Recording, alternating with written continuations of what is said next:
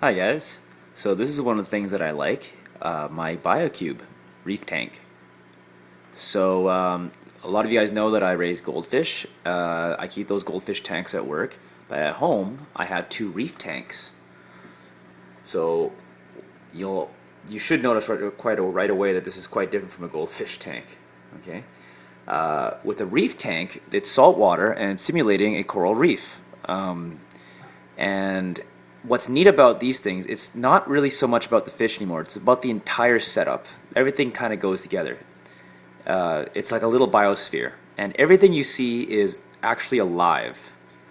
So obviously, why did I get into this type of aquarium? Some friends at work convinced me, said it was really neat, and when I saw their tanks, I thought it was astounding. I'd never kept a saltwater tank before growing up, and they made it sound like it was going to be really easy. And it is true and it's not true. There are things that are easier about it compared to raising goldfish, but there's things harder about it. So let's see if I can explain. This video is more for people who have no idea what a reef tank is. So forgive me if I'm telling you stuff that is obvious. And if you disagree with anything I say, let's try to be civil about it when you guys make it in the comments section. Okay, so a reef tank. What is easier about a reef tank? Well, one, I don't have a filter. I don't run a filter at all, because in a reef tank, the rocks are the filters. So you see here these rocks. These are what we call live rocks, and what's nice about them is they are decoration, but they also, when you buy them at the store, they are covered in bacteria that helps break down any waste product inside the tank.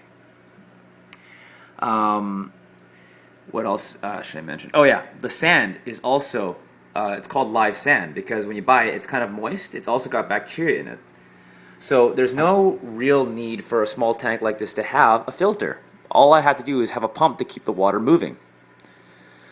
And what I mentioned, this is like an entire coral reef. It is in the sense that everything, if you have it running properly, it's kind of not self-sustaining, but something feeds something else in this thing. So for example, the fish, they eat the shrimp that I feed them, and they produce waste, and the waste gets broken down either by the rocks or it gets eaten by the coral. And yes, this is all coral that you see. Well, not all of it. Let me explain. For most people, when they think of coral, they think of the things that look like tree branches. Yeah, what you usually think of as coral is what we call SPS. It's small polyp stony corals. What I have here, these are called LPS. These are large polyp stony corals. So if you look at them, each little thing there is a head. You see there's a mouth in the center with tentacles that grabs food and puts it into the mouth. They are stony because they have skeletons. That thing is on a rock. This is called a sun coral, and it basically catches stuff in the water and eats it. It can't move, but it's still considered an animal. This is a neon green candy cane coral. That's also a candy cane coral, different color, but it's still considered to be a candy cane, and it's on a skeleton as well. That's another sun coral. I just fed them, so they're blooming. What else do we have? Candy cane. This is Euphilia. It's a hammer coral, stony. That is green star polyp. That doesn't have a skeleton. That's actually a different type of coral, but it's still considered to be coral. And this thing in the middle is not a coral at all. That's an anemone. And it's actually alive. It can move around if it wants to, but it typically just stays in the middle. And this thing was actually quite small when I got him. And he's gotten quite big. I've had him for over a year now. And what else is there? So yeah, the coral eat a lot of the fish wastes. Oh, there's a tube anemone there. So I've got a tube anemone, that's what it's called. Okay, it's not actually an anemone, but it's called a tube anemone, and the large red bubble tip anemone. Okay. What kind of fish are you seeing? Well, most of you guys recognize that as Nemo. That's a clownfish. There's a male and a female, and they've hosted inside the anemone. That means they live inside that thing. That's a blenny. Where is my... somebody got really shy. I don't see my coral beauty or my pink. Oh, there he is. There's the coral beauty up there. One of the most popular fish for marine tanks. And what else do I have in here? Oh yeah, in addition to fish and coral, I've also got other invertebrates. I've got snails in here that also help break down the waste. I think there's one over here. Can you see him? Oh, there he is. Right there in the center. Looks like kind of like a rock. That is a strawberry top snail. He goes around, cleans algae off the glass. And if I look back here, I should see, there's my cleaner shrimp, my red skunk cleaner shrimp.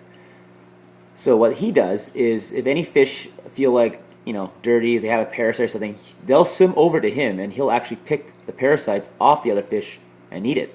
So he's a cleaner, and they know this, so they'll go to him for a cleaning every now and then. I've also got various types of algae, so you see that red stuff there, that's algae. Same thing with this green stuff here. It grows quite fast. So those are called macroalgae. They look quite large. They look like large plants or just algae. There's a bush here that's been growing for a while. So, what exactly do I have to do to take care of this thing? Well, friends at work, they run reef tanks as well. They actually don't do anything. Once they got their equilibrium set up, they just let it run. That's it. They feed the fish, and other than that, they don't even do water changes. The only thing they do is they put fresh water in to replenish the tank if there's evaporation, but they don't even add extra salt in. There are people who disagree with that, but that's what they've been doing, and their tanks run fine, and a lot of things are growing. It looks great, and it's super low maintenance. So in that sense, it is. Oh, there's my pink chromis. In that sense, it is easier than my goldfish tanks because they aren't changing their water at all. Me, on the other hand, I do change the water. This is a 29-gallon tank. I change about 5 gallons a week. So I take out 5 gallons and replenish it with 5 brand new gallons of salted water. The reason why I'm doing that is because the stony corals, they're constantly growing. So they're always making their skeletons larger. And in order to make the skeletons, they need calcium. And they deplete the calcium that's inside the tank water. So the only way to do that is either to A, buy calcium and dose it into the tank, which is like my friends at work are doing, or B, just add more salted water, fresh salted water. And I find that I like that better because it's a small tank, it's only 29 gallons, and I think these guys appreciate having fresh water. And I have my stony corals growing at a much faster rate, I find. Like this thing here was half the size, like a year ago. The heads multiply. You see this one right here? The heads are splitting. It was one head, now it's splitting into 2. So yeah, it's neat because you can see everything growing a lot. Okay. I have the lights on a timer. You have to buy special lights to run a tank like this. They're quite expensive, but you have to replace them every year. Depending on the type of lights you get, I have basic lights, so I have to change them every year in order to keep the UV light strong enough to keep the coral growing. Because almost all the coral you see here, everything, the bubble tip anemone, the green star polyp, basically everything you see is photosynthetic, which means I technically don't even have to feed them. They just need light and they'll grow on their own.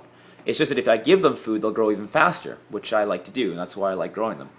The exception is this sun coral. This one is not photosynthetic. It needs to be fed in order to survive. And that's my BioCube 29. And everything, when you buy one of these things, everything you need is in it. It comes with the lights. It comes with basically everything every bit of hardware necessary to have this thing run. The only thing you need to buy is the rocks, the sand, and the coral. Okay, so let's take a look at this thing. So if you guys in the back, there it is. You can buy a stand for it. Mine came with a stand because I bought this thing used off of Craigslist as an entire set. Things that I forgot to mention. Let's see. This is a magnet cleaner. So if I want to scrape algae off the glass, I just do that. That way I don't have to get my hands wet. What do we got here? This is the back. This thing, not necessary. It's called a protein skimmer. Don't worry about it. In a tank this size, you don't even need one. I only have this thing running because it came with it. And it's basically kind of like an extra filter, more or less. it bubbles the water and it makes waste products fall into this container here. You see how there's some liquid on the bottom there? Yeah, it's not even that useful. Some people don't even run one. So all that happens is the water flows into this, flows in here, fills up this chamber here, and all it does is it overflows into this main chamber here. And the only thing I got in there is some filter floss. Some people put other things in there like bio balls or other types of filtration like mechanical things. I don't. I only have filter floss. So that floss there catches any large chunks of waste. That's it. And then it then seeps into this third chamber here where the pump is located. I know you can't quite see because it's kind of dark. But there's a pump there that pumps the water back into the main tank. That's it. That's one of the things I actually liked about this when I first got it, is because I don't really have to worry about a filter like I do with our freshwater tank. I'm just letting it run. The rocks take care of everything. The only thing I got to do once a week is change one pail of water and feed the fish.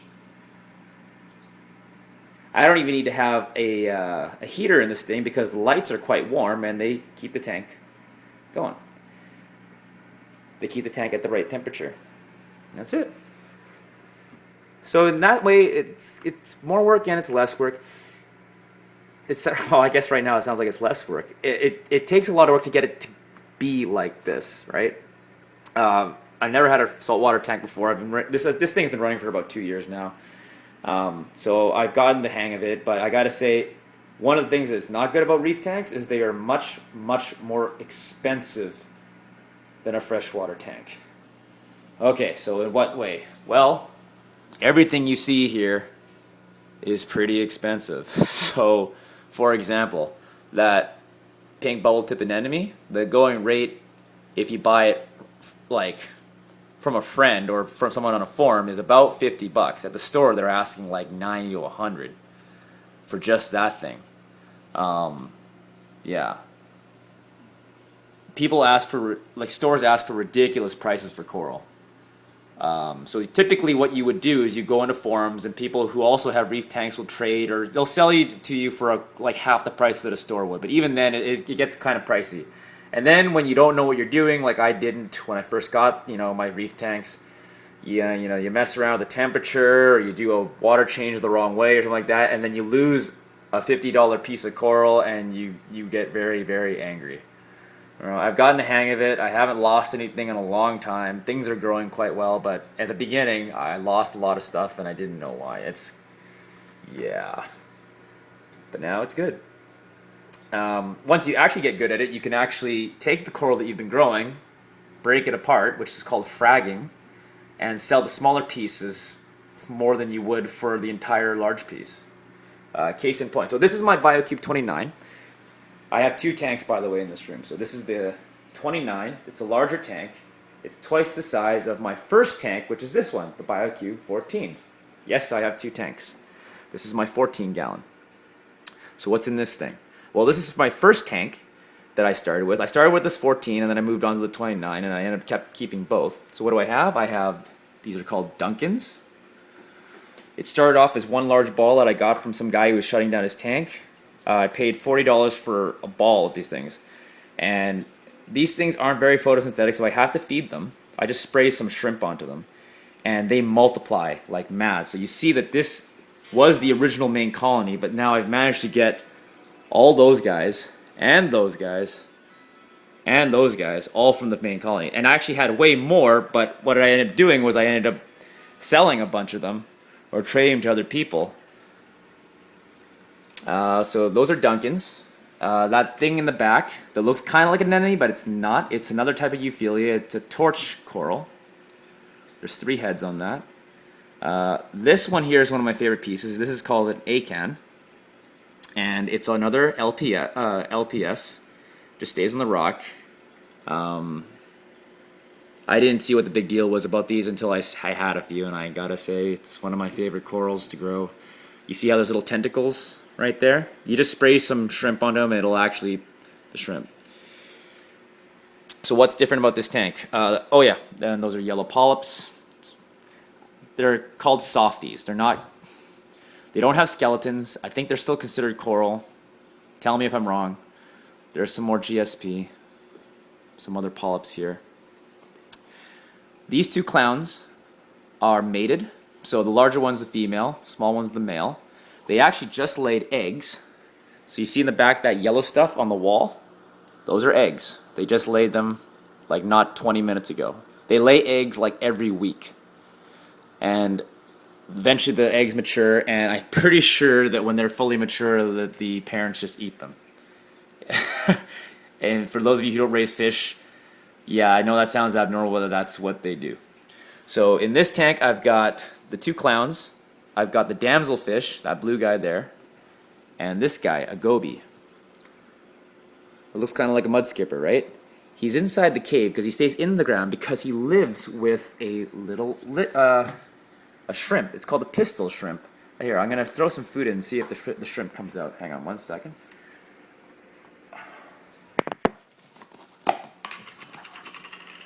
Sorry. Okay, here's some food. Let's see if I can attract the shrimp out.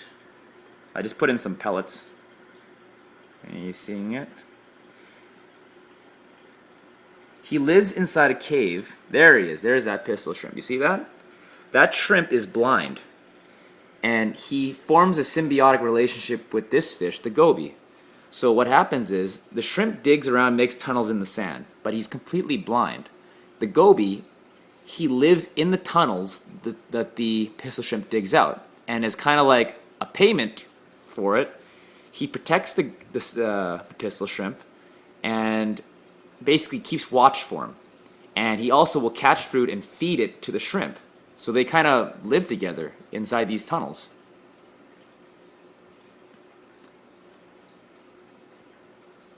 Neat, eh? Yeah, so that's my BioCube 14. My first tank. Just like the other tank. Now the 14 actually has a hinge on the back, so I can show you what this looks like inside. It lifts up completely. So just like before, you see, this actually is easier to see because I can still lift the whole thing up. The water just overflows into this chamber here, falls down kind of like a waterfall into this other main tank here, and then just gets repumped by this pump back into the main tank. So it's constantly going in this circle.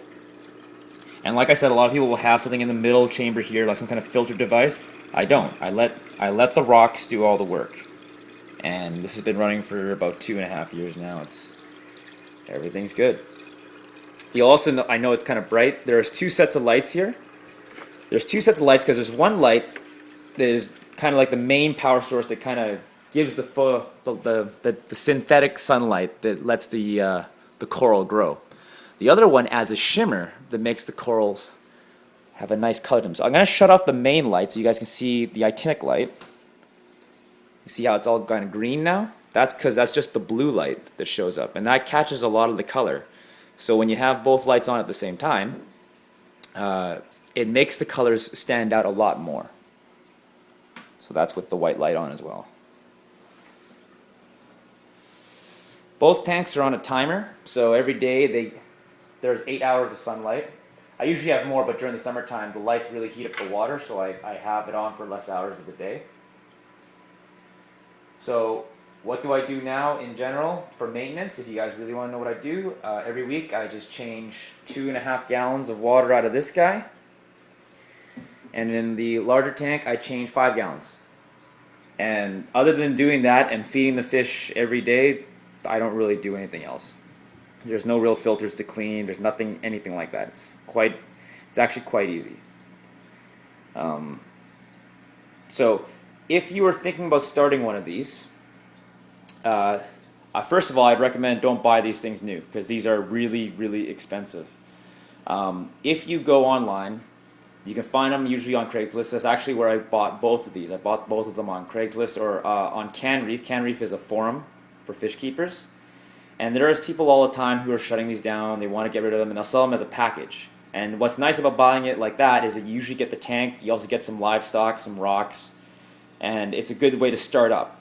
As opposed to buying it brand new, because when you buy a brand new, you have to buy everything separately. It ends up being quite expensive. So when I first started out, I started off with this 14-gallon. It came with the stand.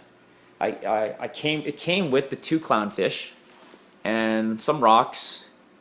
Basically everything I needed to get started, and I think I paid $200 for that. And then what I did was you learn more and you start adding stuff in, like more invertebrates. There was nothing in here other than the clownfish, some rocks, and some what we call soft corals. Oh, that reminds me also. If you're starting out and you're not really sure what it is you need to do, to start off fish are, first of all, people always want the Nemo fish. So the Nemo fish is kind of staple, and they're not hard to take care of. I've never lost a clownfish before. So you can get a couple of those. Sometimes they'll fight each other. You run the risk. You'll need two. They all start off as males. And what happens is when two of them pair up, one will become female. The larger one, more dominant, will become the female. And then they'll mate. And they're kind of together forever. And if you're lucky and you have everything set up properly, they'll lay eggs. So that's the typical starter fish. The other one that's way easier, but people don't really know much about it, are these guys. These are called damselfish. You'll see them at the store. They're about $5 a piece. They're super hardy. They're really easy to take care of. The one problem with damselfish, though, is they're very territorial and aggressive, and they will kill anything that goes inside their territory. So if you buy them first, because they're easy to take care of, what's going to end up happening is any fish you try putting in afterwards is probably going to be attacked by that thing. I put that guy in after I got the clownfish. Well, of course, I got the clownfish first. I put him in after, and he kind of just stays away from them because he knows that this is their tank. He can't go near them, especially where their eggs are. He never wanders over to this side. They've kind of established their own territories. Clownfish here, damselfish there. Goby just kind of stays in his cave. And he kind of scares away anyone who goes near and try to threaten his partner, the goby, the pistol shrimp. Yeah, so if you want to have coral, GSP, that stuff right there, really easy to take care of. It's fairly cheap too. You can start off with one of those. And what's nice about it is it grows quite fast. So what you do is you go to the store and you buy a frag of it, a tiny piece, usually about $8.